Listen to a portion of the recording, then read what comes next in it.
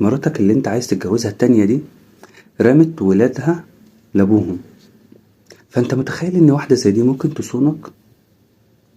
بلاش يا سيدي. انت شايف ان انت لما هتنقل حياتك مع الزوجة التانية مراتك المريضة دي هتقدر تخدم ولادها؟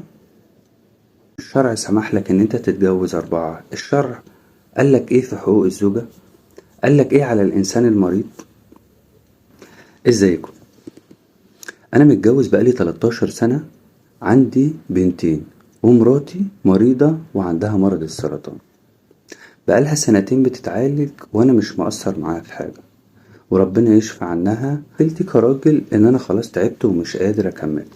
في واحدة زميلتي جت في الشغل جديدة، تعرفنا على بعض، حبينا بعض واتفقنا على الجواز. هي مطلقة وعندها ولد وبنت، بس سايباهم عند ابوهم عشان خاطر المصاريف والشغل والدنيا.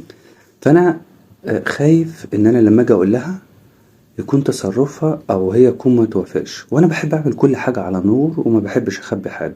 ولكن لو هي كان رد فعلها ان هي اتضايقت او زعلت او حبت تطلق، وانا مش عايز اطلقها بصراحة، بس انا كراجل محتاج زوجة تانية، فانا مش عارف المفروض ان انا اتصرف. بعت لحضرتك عشان خاطر تقولي اتصرف ازاي في الموقف ده، واتمنى من الناس اللي عندك برضو تقولي اعمل ايه في حاجة زي دي. خليني افكر حضرتك، لو حضرتك اول مرة تشوفني ما تنساش تشترك في القناة وتفعل زر الجرس عشان يوصلك كل جديد.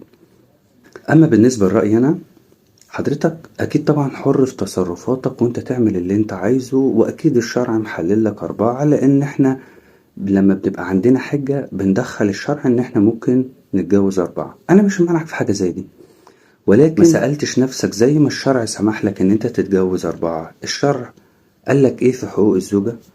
قالك ايه على الانسان المريض؟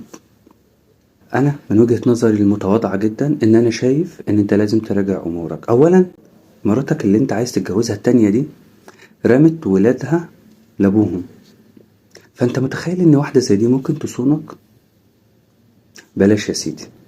انت شايف ان انت لما هتنقل حياتك مع الزوجة التانية مراتك المريضة دي هتقدر تخدم ولادها؟ بلاش.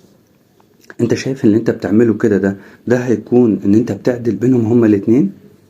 طيب بلاش خالص. ما فكرتش ولو ثانية واحدة ان 90% من العلاج بيكون راحة نفسية؟ انت متخيل انت ممكن تعمل لها ايه لما بس هي تفكر، او ان انت تقول لها حاجة زي دي؟ حالتها النفسية هتكون فين؟